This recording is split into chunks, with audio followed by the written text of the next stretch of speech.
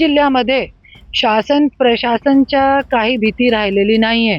क्योंकि जे हत्या करणारे गुंड लोक आहे, ते गुंड लोकांना पाठबळ देणारे हे राजकारणी लोक आहे. परलीची तो अशी अवस्था झालेली आहे. तुम्ही आज इकडचे आमदार आहे धनंजय मुंडे, तुम्ही काय करताय?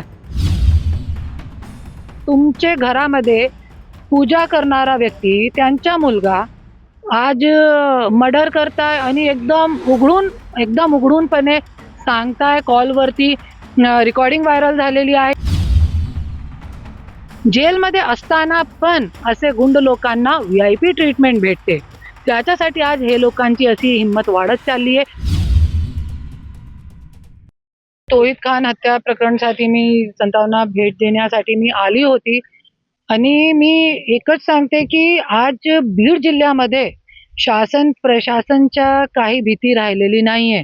क्योंकि जे हत्या करणारे गुंड लोक आहे, ते गुंड लोकांना पाठबळ देणारे हे राजकारणी लोक आहे. आणि इकडचे जे 6 आमदार आणि 1 खासदार आहे, त्यांना मी सांगते, जरी तुम्ही बीडची जनताला तुम्ही न्याय देऊ शकत नाही, तर तुम्ही राजीनामा द्या. आणि आज परलीची तो अशी अवस्था झालेली आहे. आज मुंडे साहेब काय करत आहे? तुम्ही आज इकडचे आमदार आहे धनंजय मुंडे, तुम्ही काय करताय? परलीमध्ये तुमचे घरामध्ये पूजा करणारा व्यक्ती, त्यांचा मुलगा आज मर्डर करताय आणि एकदम उघडूनपणे सांगताय कॉलवरती. रेकॉर्डिंग व्हायरल झालेली आहे की हा मी केलेला आहे. कुठे आहे? आज भीती राहिलेली नाहीये. क्यों?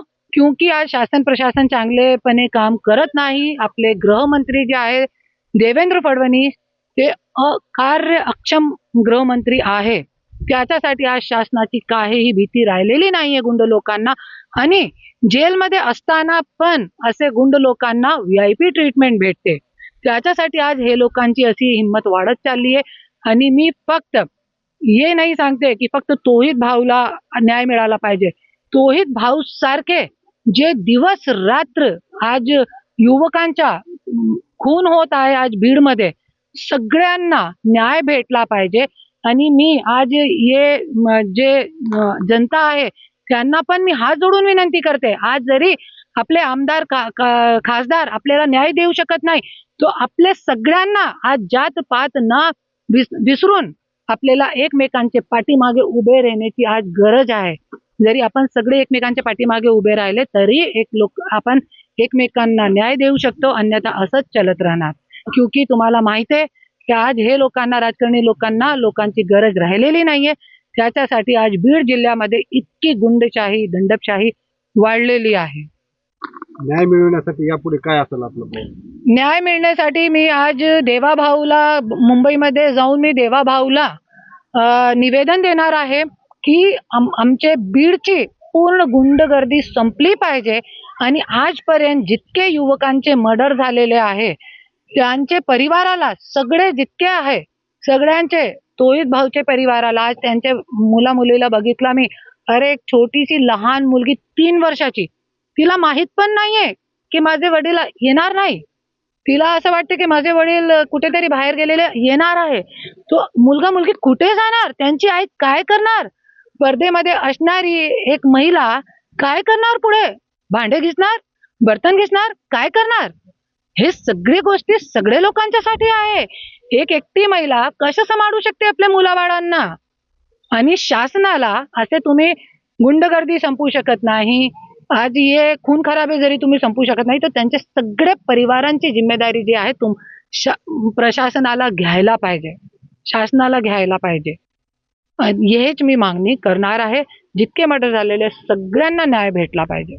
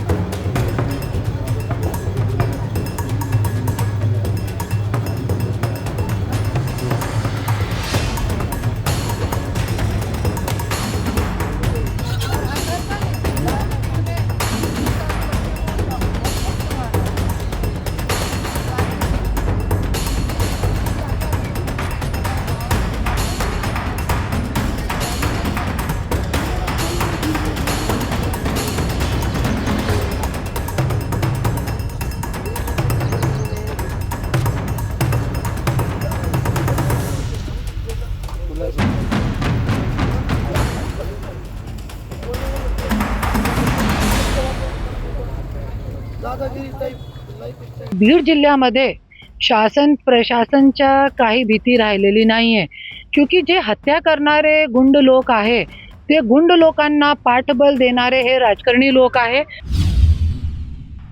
परलीची तो अशी अवस्था झालेली आहे. तुम्ही आज इकडचे आमदार आहे धनंजय मुंडे, तुम्ही काय करताय?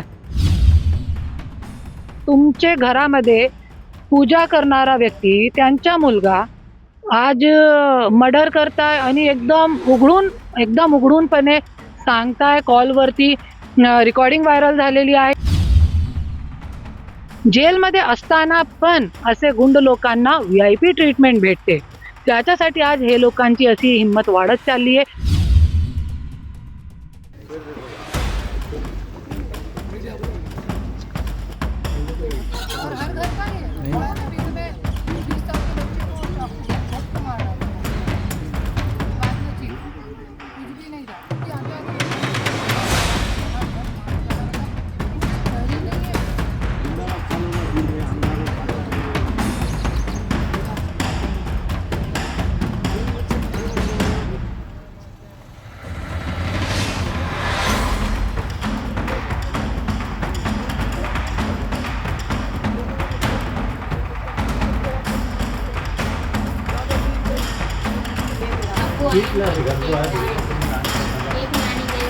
मासूम बच्चों को क्या था?